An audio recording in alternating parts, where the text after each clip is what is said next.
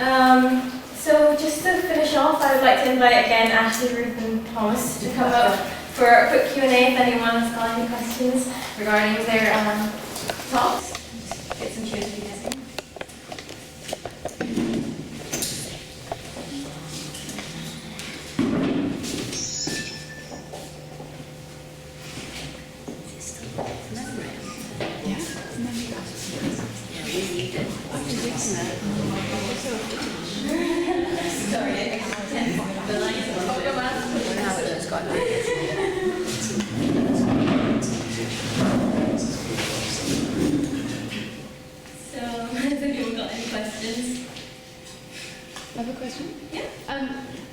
Talking about patois as an oral tradition, and Thomas, did you when you were reading from your own writing?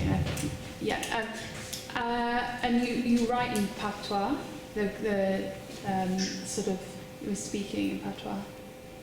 When I read from that section, that character Solomon, and also Michael and Leighton spoke in patois. Yeah.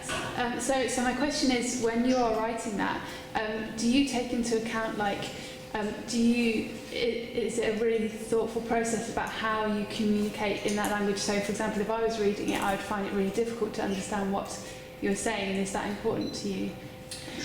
That's a really good question, actually. When I was, listening to Ashley talk, I was thinking about some of these considerations and difficulties that I had writing that prose, because even with a word like could in the mouth of the character, right? If the character would say something like "in wood," right? So in Jamaica, you might hear "in wood," right? Because it's very nasal, like "in wood," like you know it, right? So how do you get that sound on the base? Is it hood? Is it H? Or is it W? Or And how to convey that? Because as both people, as Ruth and Ashley were saying, we don't have like a standardization. And Miss Lou's patois is actually different spelling now than what you see in the Gleaner, today. And but anyway, to answer your question quickly, the first thing that I really wanted to do was to write that language in such a way that it would be unmistakably Jamaican language to any Jamaican who read it, and especially the people from that part of St. Thomas, where Bratty came from, Because when I write some patois that my older relatives use, it's a little bit different. They say things that you don't hear as much anymore. Like, I don't know if any of you know this word, sanjege, right? You don't hear that word anymore. That's like my grandmother, she's very old, she says like, no, I don't understand sanjege. But you wouldn't hear that today, right? But she wouldn't say Chris either, like, yeah, Chris, because that's not, So, yeah. Okay. Can I just say something about the standardization of patois? Because the Bible is now being translated into patois. No. And though I know from what has been said earlier on, there are some that's not necessarily good news, but the point is here, from a cultural point of view, the Bible is being translated into patois, and because of that, there is now a standardized written form, just as when the Bible was translated into English. In sort of Chaucer's time, you got the standardization of written English, the beginnings of it anyway. So, standardization, it changes over time, but it was still standardized. So what it does mean, and the thing about this publication, I do think it's good news. I'm very pro this, the fact it has been translated into patois, the Bible. But what they have done is that they have a CD to accompany the, at least in the very first, when they did the Gospel of Luke, they had a CD. So the thing is, if you want to get people to appreciate what the written, because they've used the written language sounds like, as if they've used the kind of, you call it linguistics, what linguistics people use when they're phonetically. It almost has a phonetic, in fact it is phonetically based in how it's written. Though the characters are all from the English alphabet. But with the CD, you then can read it, and if you read what you see aloud, being consistent with the sounds, even if you spoke another language and never heard patois, what would come out of your mouth would sound like patois. It's so cleverly done. Now, why I think this is very good beyond whatever it might mean within a religious framework, is that there is a standardization. So now I feel we are in a position where we could be strongly advocating that Patois is taught as a separate language within Jamaican schools. And if we would only do that, we would suddenly dramatically transform our levels of educational achievement, particularly for the poor. What do we call it? Is the other question too? We don't call it Creole. Well, here it's called well, linguists are calling it Patois with a capital P. Why not? Or Jamaican? Just two Or Jamaican Patois with a capital P. Sometimes we confuse that. Oh yeah, W-A or W-I. So, yeah. Well, Yes, awesome. I have a question connecting, I think probably all three of the presentations, but particularly Ruth and Thomas's, because Ruth, it struck me when you were talking about the moments of Miss Lou's disrobing and the kind of embarrassed reaction to that becomes kind of hysterical. And I was just wondering, when Thomas reads in the Caribbean or Jamaica, whether, in a sense, because there's also a way in which you're uncovering the kind of truth which people know about, but perhaps don't affirm, whether you recognise anything of that kind of reaction. And you said that about the pantomime, the people laughing.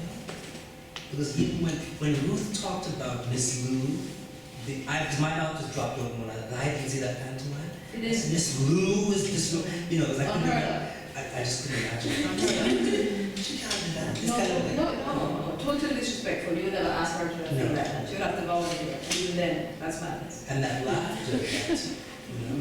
And I mentioned to you just before that I read, I had a footnote that I didn't read in the piece when I read part of that story, the longer one, to some gay Jamaican and Caribbean, Anglophone Caribbean men in Toronto.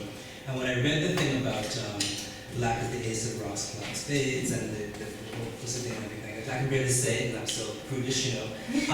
There's this kind of knowing but very embarrassed laughter, like, oh, yeah, we know kind of, you know, I think, because it was so unspeakable to, and not only in the Jamaican context, but with, I think, men in general I've been discovering, because I've been reading this and writing about how men talk about, one of the problems with safer sex campaigns is that it doesn't take into account that men want to feel someone ejaculating inside of them because it's intimacy. And this is one of the reasons why, you know, it's a human thing, right? So barebacking is prevailing, bareback, unprotected anal sex and so on. So that when I had a moment of flash of recognition, in a way I think when Ruth was talking about the reaction, the laughter. You know, we can, in Jamaica, let me move over because you have the light in your hair.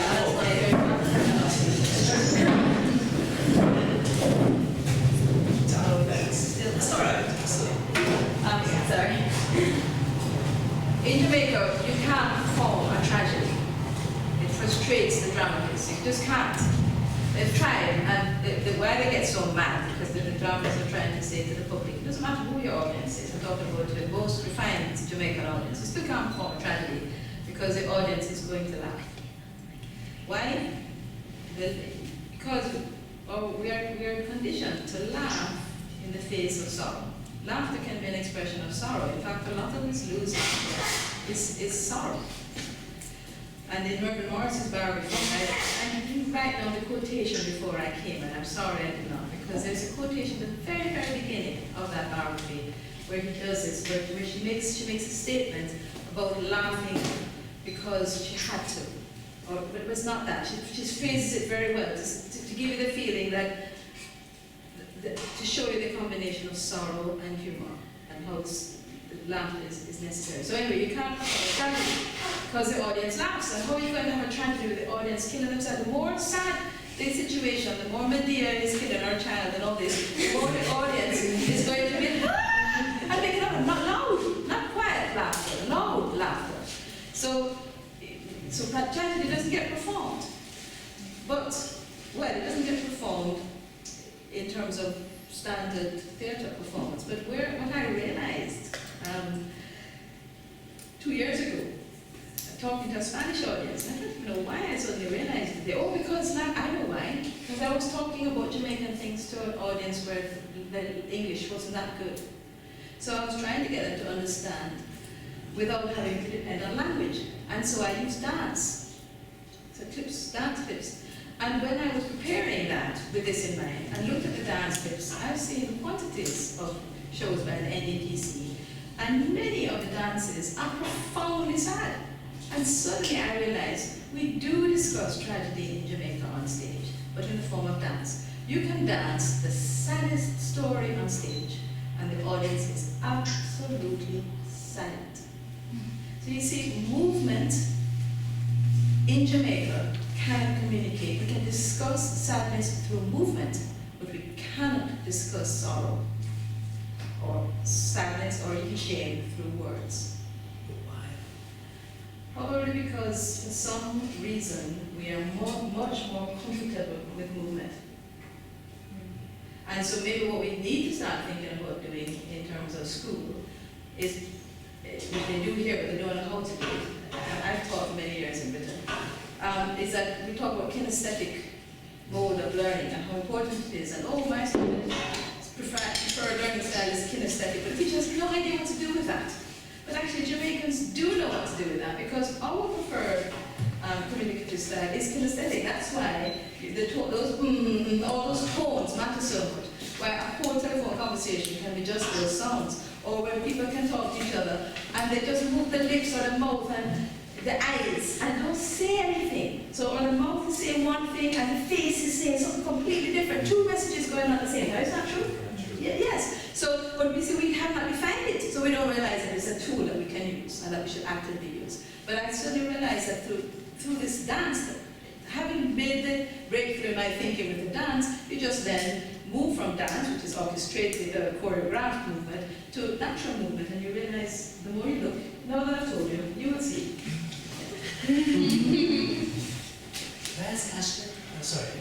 Go ahead. Oh. Sorry. Oh, I just wanted to ask because basically I don't know much about Jamaica, and this was quite like an eye-opener. It was interesting to listen to all of you, but I just wanted to know like what your true like drive or passion about the country was. Like, for example, if you were telling someone who's completely ignorant and had no idea what it's like over there, like what for example is the thing that makes you be like, yes, like that's my home, like that's what I love about it.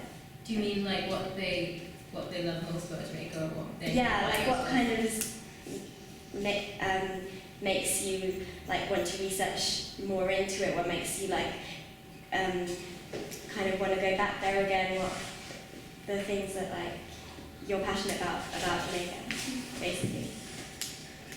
I don't know, I suppose it's something you take for granted when you're there. It's sort of when you step back and you can look in on it, basically, from a distance.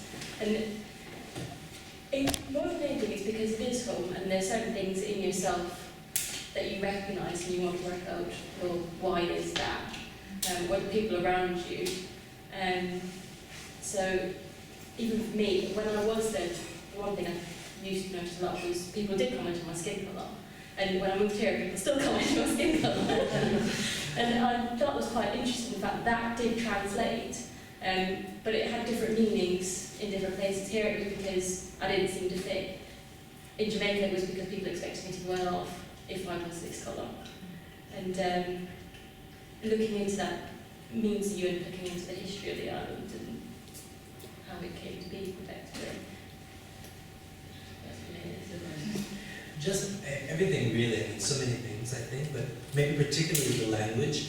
And I was thinking this because when you showed the clip of the Silu Ring, I was just transfixed. I've actually never seen that show, and it just, she goes from irony to allegory to I mean, that mask, I mean, just everything in a few seconds, you know, in one sentence. So this kind of like acrobatic quality that I think Jamaican language always has, and the fascination that so many Jamaicans, even if they don't know it themselves, but so many Jamaicans, I think, have this fascination with language that makes every day is like an adventure with language. And what you were just saying about how you can speak, you can say, I mean, I'm just thinking of all the things that, what's another example? How we say something like chop, Yeah. right? Or, you know, like the same kind of thing, or, you know, you see how like she, you know, I mean, things that Or people you say. always say, "You're like she," and you don't say anything after that. Right, Pretty much. That silence now speaks. But All the different Yes. versions, the kissing teeth, and Exactly. the language of that. Yeah. there's so much of that,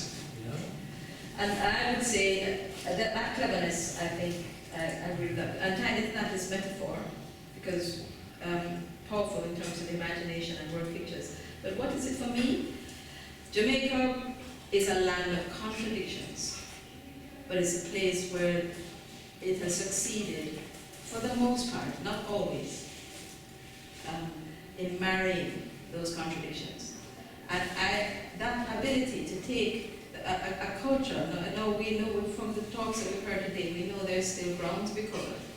But there are so many contradictions that exist in life, and so many contradictions related to identity. And because of the multiplicity of identities, I think, in Jamaica, we've found a way to try to marry the things that shouldn't be in the same context.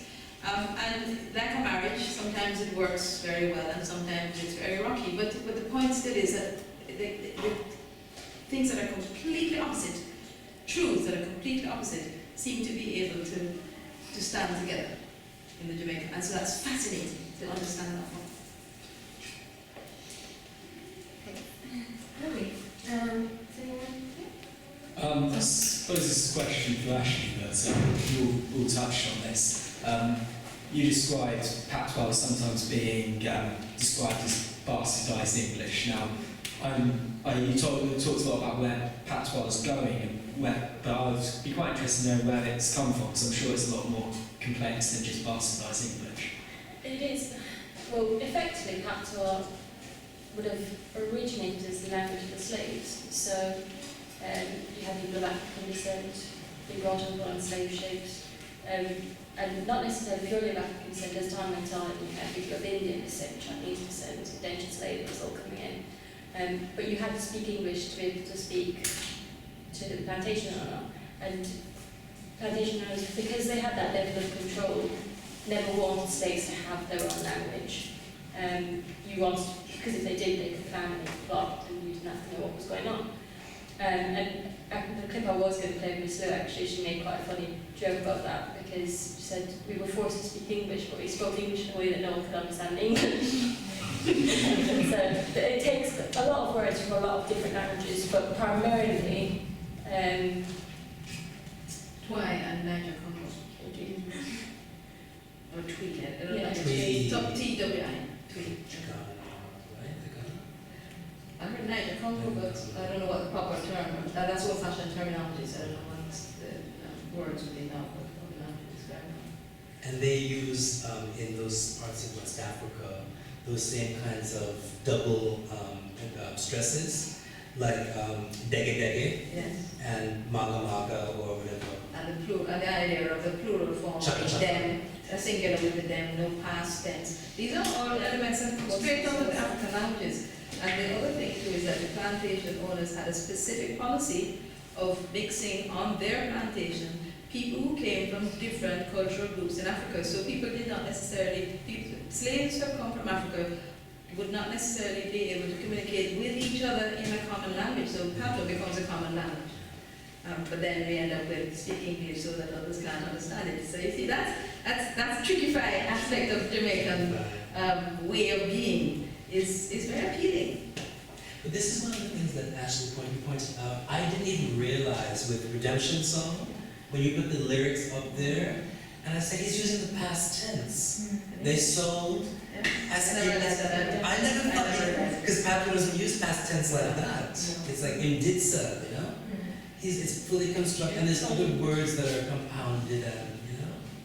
But I don't know just about that, but the I and the I, because does he actually go? I don't recall any of his songs where Bob Marley, where he uses more Rastafarian patois or the I construction in the songs. Does he do that? I think he does actually. I. It's always I, right? It's never me. It's always I. Because he was really Rastafarian. Yes. Yeah. I think if you find someone who's really early work, he doesn't say I, but you can register as a parent. Yes, because he wasn't a Rasta and said, Yeah. Because Peter Tosh uses patois. He's like, don't care where you come from. but he's totally uncompromising. Yeah. He's a who did not compromise, so that's why he ended up not being there at age. He was a very, very capable musician, but because he would compromise, he couldn't be commercially packaged. Bob Marley was commercially packaged. Well, that's another thing poor old Ian Thompson says. He's very disparaging about Bob Marley, suggesting almost that he's a sellout to authentic reggae. I've never heard that before, and I think that's a very brave thing to say, and I'm not saying I agree with it, but I understand part of what he's saying, where Bob Marley had to be commercially packaged so that he could reach what ultimately became the mass audience abroad. But it's only when reggae was appreciated abroad that we began to appreciate reggae in Jamaica. People were so scornful of reggae until Bob Marley made it big. So, And him with his locks and his, little country boy kind of thing. People. it would have paid him no mind at all. In fact, noise. That's what it was. But then suddenly it wasn't noise. It was look up. Chris Blackwell. Yeah, he's the guy who's packaging Jamaica again, but who really, but the white Jamaican, very privileged, understood the European scene, and what did he do? A brain rave. He packaged Bob Marley for the record collecting sound. People were the sound elite in Europe, so that technically the music was top notch technically. So because it was technically so good, it meant that it had to be so good. That was a really clever move. When I got married, it was fantastic. And that's why we have such fantastic recording studios in Jamaica even now. But then some of his songs, like, The Belly for Hungry. And then he took into a hungry mouth is a hungry mouth, right? He changed it, so it's patois. What he says, a hungry man is an angry man. Yes, right. And that is a patois, because it goes on, yes. So not all his songs are, but then of course, the more popular Bob Marley becomes, the more relaxed he can become. And when he's singing in Zimbabwe, by the time he gets to that point, Zimbabwe independence, he can do anything he wants at that stage. So you don't understand him as easily then, at that point. It was really interesting to me actually when you had the lyrics up, because I found it quite funny because, for example, the first line ends in Rob I, and I'd always just heard Rabbi, and I was like, what's he singing about Rabbi? I thought it was Rastafarian. It's really interesting because he is singing in English, but that is, we can, just his accent was making him misconstrue what he was talking Most about. Jamaicans wouldn't even consider the fact that Bob Marley wasn't singing in Jamaica. You have to stop and literally look and go, this is in English, to realise, because you take it for granted, because it is considered to be so Jamaican that the fact that it's in English doesn't matter anymore. But you speak with a Jamaican accent. And also, patois is a continuum. And we've got English on one side, Jamaican standard English on one side, and patois on the other. So, but you could be speaking anywhere along this range, and people don't tend to stick to one end or the other. They dig, like a character did. That's shown in his book, where the the guy who the boss guy? Aston. He's speaking in English. And then Solomon, or when he's thinking about Solomon, not Solomon himself, but he's thinking about Solomon, he's right? Yes, he was. He spoke patois at that point. Yes, and in fact, that's serious patois. I thought, boy, you'd be good. But that was, but the thing is, but there's also, like, talking about the tone again, with the middle class speaking English, so much of those tones, it's again difficult to convey that, like, an odd, like, I asked you to come here, right? And what that hair, just what that means in terms of threat, or all those things, that's not as obvious, right? I mean, that's what, we wrestle with it so much as a language. And I hope that we can get to a point where we finally know what to call it and we can unify. Because the regional differences are also a problem. Like, you'll have somebody in central Jamaica, maybe St. Elizabeth, because it's beautiful, and they'll say things like, right? Not away, right? And, But even the accent varies from Paris to Paris. And I never knew that until I came to live in England. Because listening to the difference of accent in English here, maybe my ear sharper. This is a great advantage of living in the diaspora. You become so alert to the details of your own home country, which you don't hear or see when you're there, because it's just yours. It's like the sun shines and it's normal. You don't think about it. But when you're away, you have to think about it because you're hanging on. You're trying to hang on to your an identity which you could lose. Okay. Thank you all for speaking. Thank you everyone for coming today. And all of the recordings for today will be eventually put together in a video and uploaded onto the website. So if you want to look at that again. But yes, thank you.